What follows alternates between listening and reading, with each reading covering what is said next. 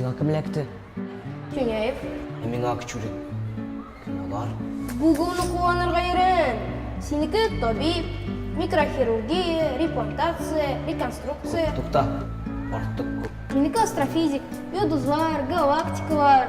Мен өзі башадым енді. Оның квант модулі һәм гранат телескопы Мир орбиталь станциясында эшләгән екен. Қысқасы, икісі де ғалимнер.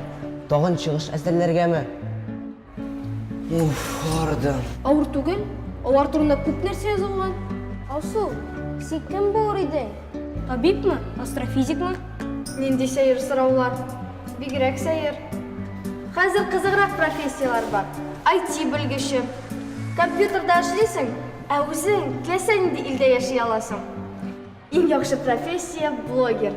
Ерейсің, язасың, интернетқа шығарасың. Сіз білмейсізме?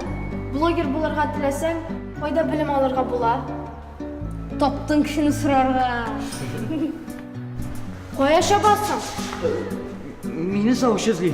Завуч түгіл, оқулық күту мүдірі. Артық көп сөз. Әйті бітірген шоу мені табар. Кім сені табар? Сенен де жетезірек хулиган жоқ енді мында. Ие, мен бек жетіз. Ол бек хайлакер. Әтейті түплеш керек.